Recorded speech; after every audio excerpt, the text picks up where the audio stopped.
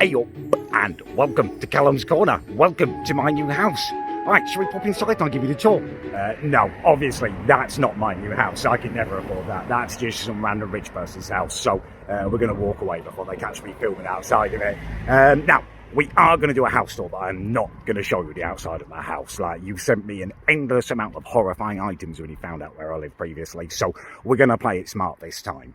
So I'm going to give you a tour of the inside of my house, and we shall do that in a moment. But before we do, I think it is pertinent to say goodbye to where I lived previously, the old corner, because despite some of you doing your absolute best to turn it into a den of inequity, we did have some massively significant times there. So I think what we do here is go back. It was in this room that probably an awful lot of you joined me on my journey. It was about here that I sat down and recorded the infamous Tic Tac Head video. There was my mum's crafting on the wall. I don't know whether you can see the hook. That's probably not historical, you don't really need to see that. But yeah, this was probably where a lot of you joined me on the journey. It was obviously a very different time for me. I mean, there was no audience. There was like 70 people following me on Facebook. A couple of them were wide-mouthed little twats who were calling me a Tic Tac Head. And I sat down to record a video that I thought would put a stop to that. Obviously, Tic Tac better get back in his box. That didn't work. But I guess, you know, clouds, silver linings and stuff. We've now, you know, all of this has happened because of it. So I'm trying to look at it positively. I do look at that positively now. Actually, I don't know why I'm saying Sean. I do look at that positively because look at what's come of it. Also in this room, I got my mum to hold the camera while I did my a couple of my self-defense videos. I've got him on the ground, right? I'm subduing him with my legs. So I've got one leg over him. He cannot move. Bam! I want to lock on to their head and wrap it round and just tramp on it. So you're bam, bam, bam. It used to be a dresser in here. It's all changed. Well, it's all gone now. But yeah, this is proper historical corner territory here. And this was my bedroom where, well, let's be honest, a disappointingly small amount of boom boom has happened over the last few years. I'm hoping that the move will change that around. I'm aiming to make my bedroom a more inviting place. I realised I went for very manly stuff in here. Blue walls, basic bed and stuff. My new bedroom is going to be a lot more appealing. One last thing to check out over there. That one is my crazy neighbour's house. Won't miss her. This is the spot where I buried the best guinea pig in the world. One of the hardest things about leaving is that I will be leaving the burial spot of Jeremy Corbyn, a precious little pig that I had. Thought about kind of exhuming him and bringing him down and reburying him, but it just seems too weird. So yeah, it is, I guess, the final goodbye to a legend. Jeremy, the cold and dark grave I had to dig was not benefiting of such a wonderful pig. I will always miss your soft golden mane. Now my life just won't be the same. At first there were 3, now there's just 2. The hardest thing is why it had to be you. You were so fragile and small, only 8 inches long. So now it's goodbye. I can't believe that you've gone. I'm literally sitting in the faithful old corner, the place where I streamed every night, where we spent so much time together. I'm sitting here for the very last time. In a couple of minutes, I'm getting picked up. And I just wanted to say a thank you to you guys. I'm kind of filled with loads of different emotions sitting here and saying goodbye to this house. Some of it's happiness, some of it's, worried. I'm leaving a place that was easy for me to live in. It was really cheap and stuff, and I'm taking a risk. I'm going out there. And I'm sad to be leaving this place because so much has happened here. So many significant parts of my life have happened here. But also, I'm filled with kind of massive excitement. 4.5 years ago, I was just a bog who was really, really bored in my life, who'd woken up and felt like Yeah, I'm getting really old now, and life is just passing me by. I was a bit depressed, and I didn't really have that many people to speak to, mates anymore. So I started putting videos online, and somehow some people started watching them. And I'll never understand why so many people started watching them, or why you're still here. But I am massively, massively grateful that I do understand. And I wanted to say just a massive thank you to you. You know, we've spent a lot of time here together, and what you've done by watching my videos and being in my streams and stuff it's changed my life.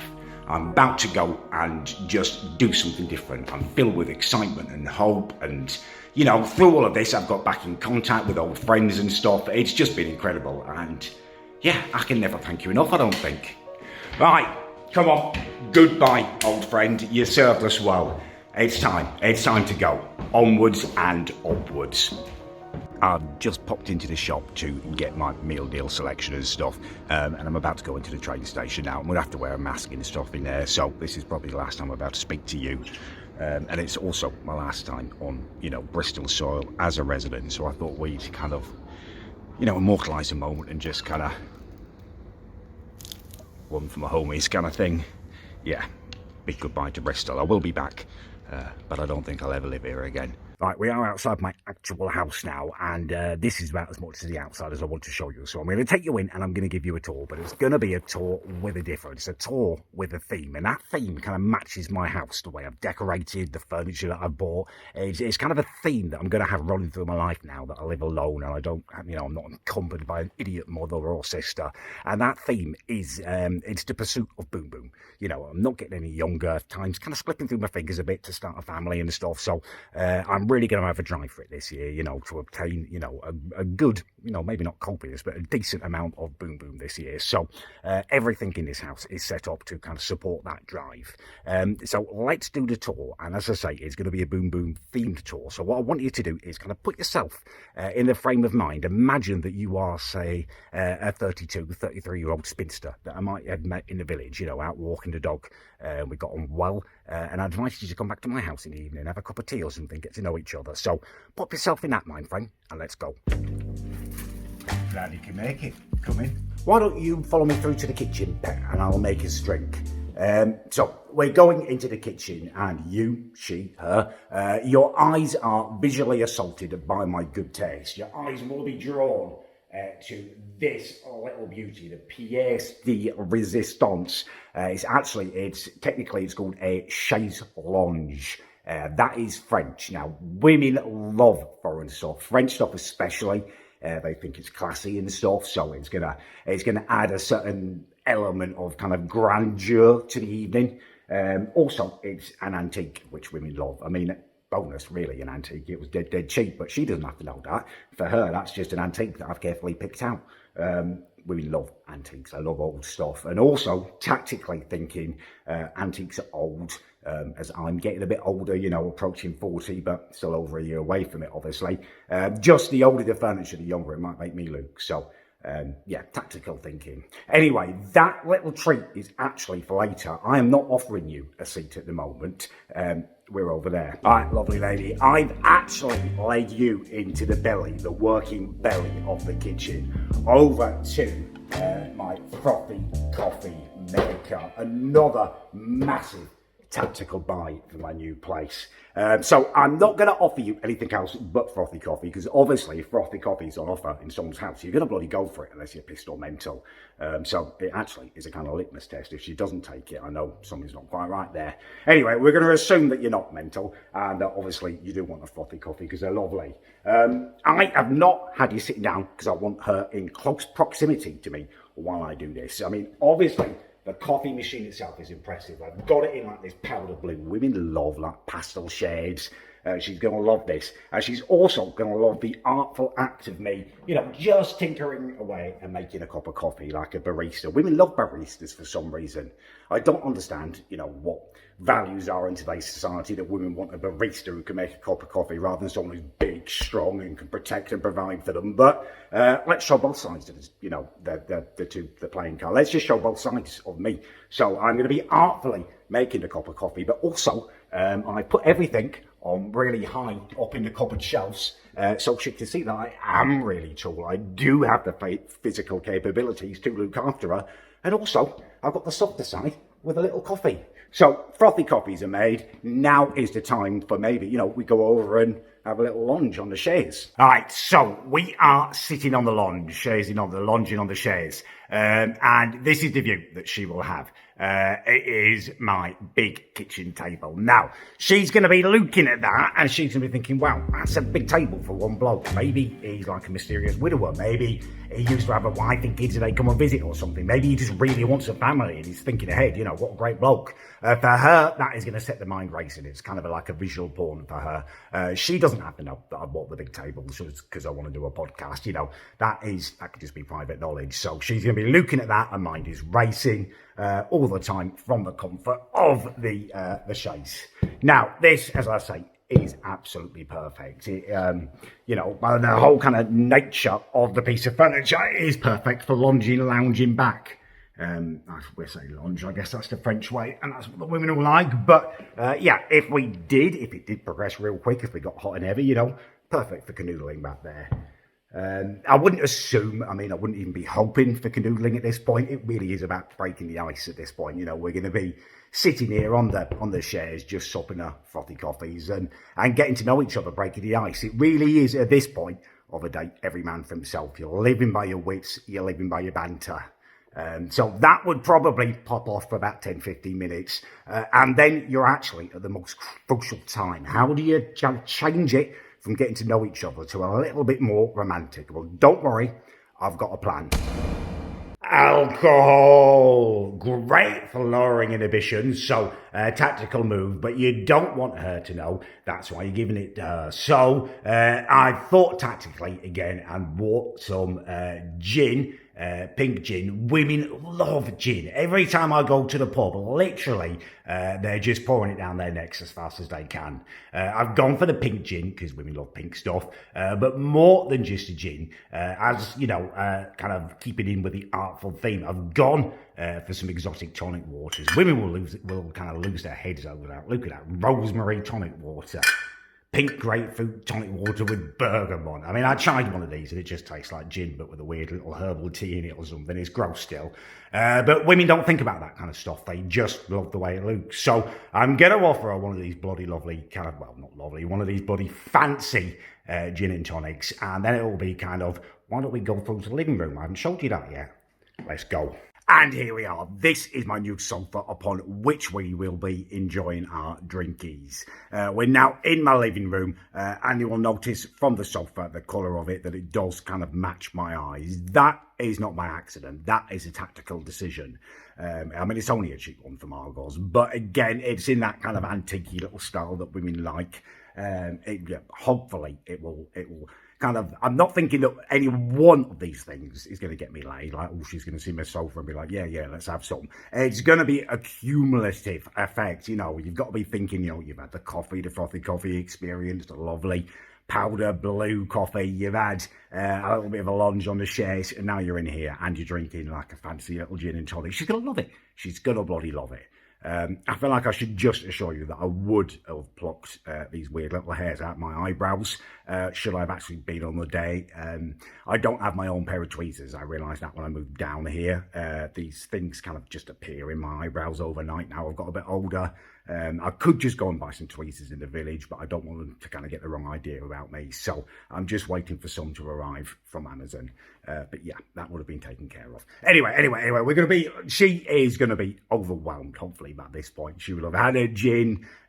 She would have, lunch. She will have, we will have popped off by now. And hopefully, we are going to be ready to take it upstairs. Not every time is that going to happen. You're not going to have 100% success rate, but the way I'm thinking now, we just chalk it up and move it on if it doesn't happen. You've got to be in it to win it. It's a numbers game now. So we'll assume that this time we have been successful and we're about to head upstairs. Now, upstairs is probably the pinnacle of my tactical thinking in terms of the romanticness. Let me take you up there and show you just what I mean. As we go up the stairs, any last minute lingering doubts that she may have will be totally cleared up by the artful display at the top of the stairs. And not just a nice little lamp and stuff, but also books, knowledge, you know, my collection of Stephen King's and stuff. It's dead impressive. Anyway, it's not just her who is, you know, made a choice, has a choice to make. It's me also. There's my spare bedroom and my bedroom at the top of the stairs. If we go left into the spare bedroom, that is actually for the more promiscuous kind of tarty type of girl. I've kind of set it up specifically for her. If we go to the right, to the master bedroom, to my bedroom, it's you know, it means you're a keeper. It means you're a bit more classy. Let's go into the left bedroom first, the spare bedroom. So, you're a slightly more tarty woman, but you're just as valid, and I want you to have a lovely bloody time. That's why I've brought you into the spare bedroom, where I have gone for a slightly more tarty bed. It's kind of crushed velvet. I've even gone for like purple bed covers, you know. I didn't want to be too on the nose and go for red ones, but yeah, I think the slightly more promiscuous woman would really love it there. And obviously, I'm going to have a great time. So that's where you'll be coming if you are a slightly more tarty woman. You're no less valid, and I'm going to give you the good stuff just the same. All right, come on. The lucky women, the keepers, will be coming into my bedroom. Let's show you that now. Oh, lucky you do. You've made it into my actual bedroom, the big bed. You'll notice the differences immediately. It's like night and day between the guest bedroom and here. Obviously, this is my actual bed, so I've gone for a king-size bed. I mean, I need that for my stature. I'm 6'5". My massive height needs a large bed. But also, with the caliber of woman I'm hoping to bring to this bed, I was thinking, you know, they'll probably appreciate the extra space. The Boom Boom might well be more creative, more artful. You know, we'll make advantage of the extra big bed. The bed covers are just plain pure white. It's going to be a higher caliber of woman. She won't want garish colours on the bed. She's a bit more innocent. But yeah, it's everything about it is going to appeal to her, and it's going to be a wonderful night. And actually, probably more than a night. If the woman has made it into this bed, we'll probably be waking up together in the morning. Good morning to you. I'm so glad you could stay tonight. Yeah, that would be the ideal scenario, to be waking up with a woman in the big bed. It would mean very exciting times were ahead. Not quite so sure how it would go down in the slightly more tarty room. Hopefully, after the Boom Boom had finished, I guess she'd head off home. And if she didn't, once she fell asleep in there, I could always just sneak in here, and hopefully she'd get the hen. Either way, the romantic transaction is now complete. So let's head back downstairs now, where we can talk normally.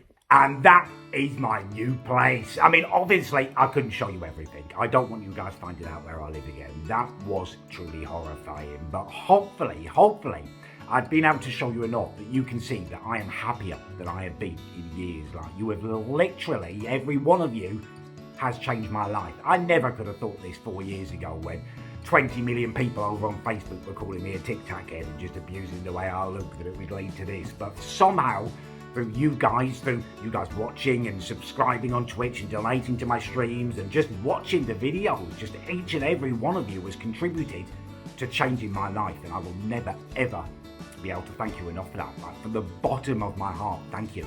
I'm just filled with happiness, joy, and just endless possibilities and hopefulness to have my own space, the videos I'm going to make, the plans that I've got. Like, you've changed my life, and just thank you so much. Alright, hopefully you've enjoyed the vlog. It's been a bit different. I've got my friend Tom to edit it for me. I want to make more vlogs. I want to make them bigger, better, and more often. And I struggle with the editing, so I've got Tom to help me with them, and hopefully you're going to enjoy them. I'd love your feedback on it. If you did enjoy it, please do leave a like. If you didn't enjoy it, I still love your feedback. Please leave a dislike. And just thank you. Thank you so much for watching and just everything.